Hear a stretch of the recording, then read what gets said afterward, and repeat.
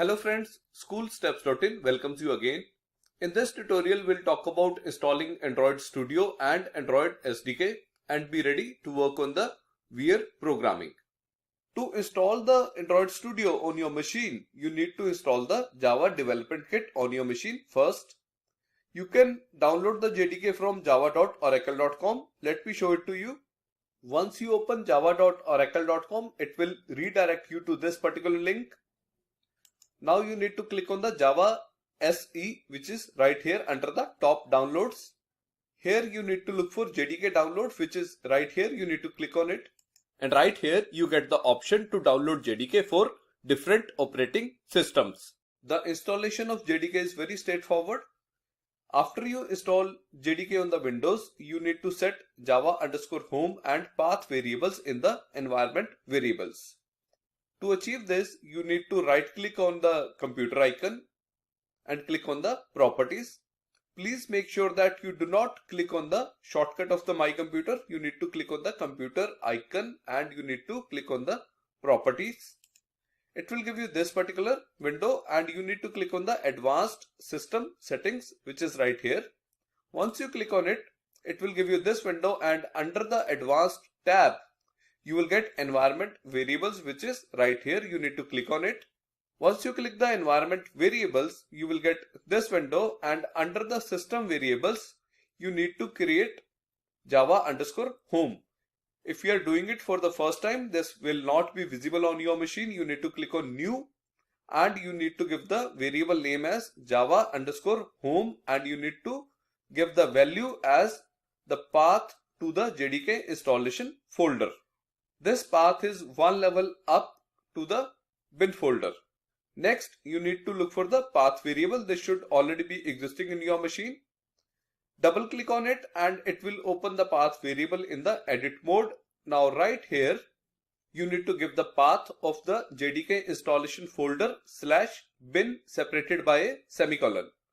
So with this, we are done with the JDK installation on the Windows machine. If you are using Mac machine, on Mac machine, after installing Java, when you run the Android Studio, there could be a message Java not found. The reason is that Android Studio by default looks for Java 6, and if you have installed any other version, for example Java 7, then you may get this error. To resolve this, go to the Android Studio package inside the applications folder, right click on it and choose show package contents. It will show you a folder with the name contents. Double click on the folder and open the folder. Look for the file info.plist.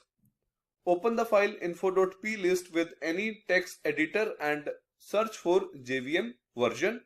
Just below the JVM version, you will get a tag with the name string mentioning 1.6 asterisk. All you need to do is to change the 1.6 asterisk as per your installed JDK version. So say for example your JDK version is 1.8. All you need to do is to change it to 1.8 asterisk. Then go back to your application folder and run the Android Studio again. It will run for you. The next one is the JDK installation on Ubuntu machine. I would request you to go through this link if you want to install JDK on the Ubuntu machine. Now let's talk about installing Android Studio. So once you are done with the JDK installation, you need to install the Android Studio. To install the Android Studio, you need to go to this particular link. Let me show it to you. Here is the link to download the Android Studio. You can click on download Android Studio and it will give you the options to download Android Studio for different operating systems. Now all you need to do is to download and install.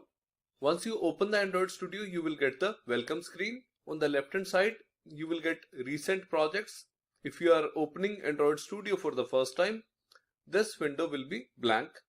Now you need to look for configure. If you are opening it for the first time, click on configure.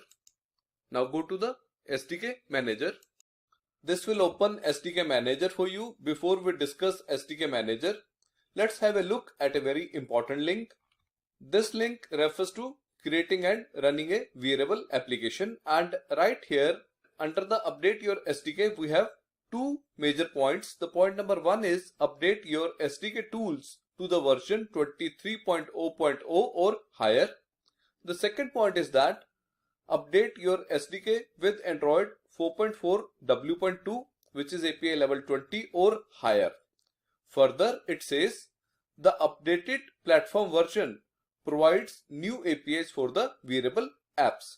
So on my machine, 4.4 W.2 is installed, and in fact very recently I have updated my machine to 5.0.1. Let me show you my SDK manager. Here is my SDK manager. On my machine, multiple APIs are installed. Let's see what is required for you. The first one is the SDK Tools. You need to have the most recent version of SDK Tools. Second one is the Platform Tools. Again, you need to have the most recent version of Platform Tools. Third one is the Build Tools. Again, you need to have the most recent version of Build Tools. So in brief, you need to have the most recent version of these three. There are some old versions on my machine. You can ignore these. So the next one is Android 5.0.1, which is API level 21. Under this, first one is the documentation. I would recommend you to install it. Second one is the SDK platform. This one is required. Third one is the samples for SDK. I would recommend you to install these. Next two are Android TV system images. Ignore it. Now next two are system images for Android Wear. First one is the ARM and the second one is the Intel x86. These are the two different architectures.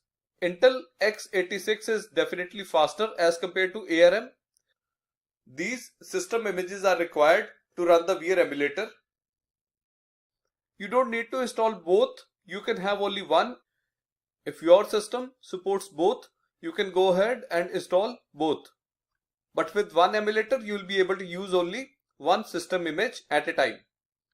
Next three system images are for mobile emulator. You can install one or more depending on your requirement, but you need to have at least one system image to run the mobile emulator. Again, these three system images have different architectures. Next on my machine is Android L. You can completely ignore it. Next on my machine is Android 4.4 W.2, which is API level 20. So as we have already installed Android 5.0.1, we do not need this one. One more thing I want to convey is that Android 4.4 W.2 is the SDK for wearable applications. More than half of the tutorials in this series are made using this SDK.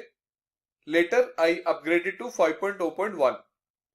If this SDK is already installed on your machine, I would highly recommend you to upgrade to 5.0.1.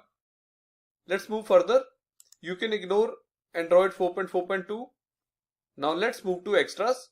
Under the extras, two very important things that we'll be needing is one is the Google Play services and the other one is the Google repository. You need to make sure that these two are installed on your machine. There will be multiple tutorials in which we'll be using the Google Play services, and further Google repository.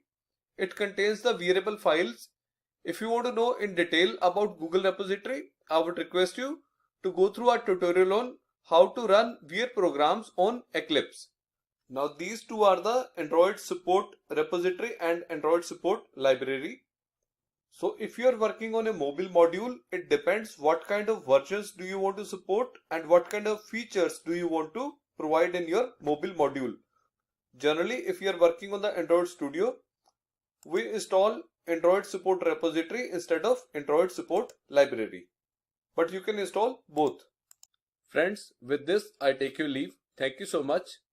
Please like our page on facebook.com/letsandroid.